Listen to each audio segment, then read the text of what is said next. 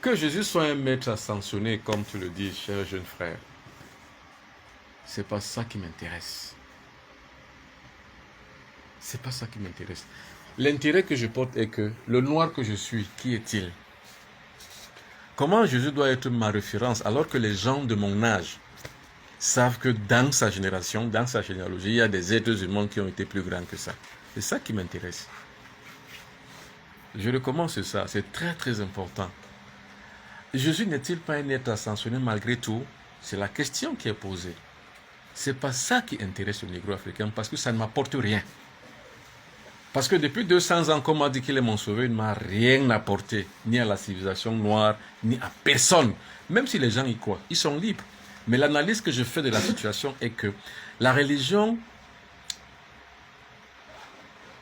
est attirée par ceux qui ont l'incomplétude de la vie matérielle et qui croient trouver donc derrière la religion leur délivrance, leur libération. Et ils croient y trouver également aussi leur espérance. Mais ce qu'ils ne savent pas, c'est que la religion, c'est un monde de cœur sans cœur. C'est un monde d'esprit sans esprit. Regardez comment eux-mêmes, entre eux, les chrétiens, s'entretuent. C'est un monde de cœur sans cœur. Donc, ces chrétiens eux-mêmes, leur sauveur ne peut pas les sauver. Puisqu'il est incapable, le même sauveur est incapable de s'aimer la paix entre eux. Les prêtres ne s'aiment pas. Les pasteurs ne s'aiment pas. Les églises ne s'aiment pas entre elles. Ils s'entretuent, ils se font la guerre. Et les plus petits qui souffrent, on les appelle les fidèles. C'est-à-dire que les gens qui sont tous les dimanches à l'église, qui donnent la quête, qui donnent l'argent à un monsieur qui ne travaille pas, qui lui se réveille le matin peinard avec sa femme et ses enfants, culbute toutes les femmes de l'église, mais lui, il est là le matin et on lui donne de l'argent. Il est peinard, il ne fait rien du tout. Le prêtre, le pasteur ne fait rien. Mais il est là tout le matin, il est là et à diriger, à exploiter les femmes des autres. La plupart du temps, même entre eux, disent aux femmes des autres, quittez vos maris. Ils ont divisé les familles. Ils se divisent eux-mêmes et divisent d'autres familles. Donc on va dire qu'ils n'ont pas de vrai sauveur. Donc, pour moi, le maître ascensionné, normalement, c'est quelqu'un qui doit pouvoir mettre l'ordre de bataille dans sa propre maison. Donc, si Jésus n'a pas mis l'ordre de bataille dans sa propre maison chrétienne, c'est qu'il n'est pas un sauveur. Comment donc il ne peut pas sauver les chrétiens qui croient en lui et vient me sauver moi? Comment je dois croire qu'il est un maître ascensionné? Du moins, là n'est pas le débat, parce que ce n'est pas ça qui m'intéresse. Ce qui m'intéresse est que qui, dans le monde négro-africain, est un maître ascensionné? Je vous parle d'Imhotep. Voilà un véritable maître ascensionné dont les œuvres sont vues. Les pyramides en Égypte.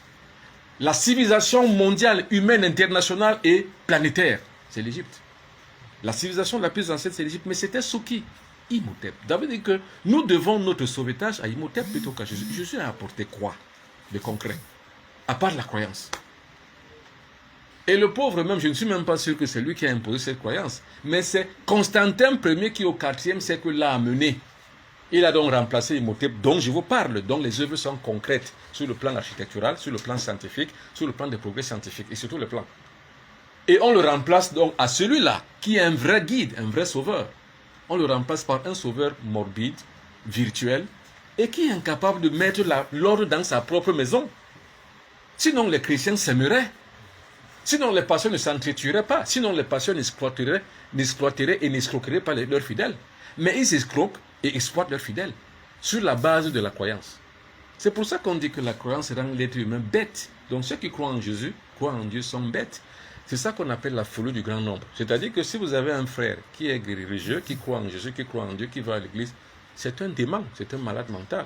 Si vous en avez comme ça 10, 20, 30, imaginez en Afrique, nous avons 300 millions de chrétiens. Donc nous avons 300 millions de personnes qui sont malades mentales. C'est la folie du grand nombre, la religion.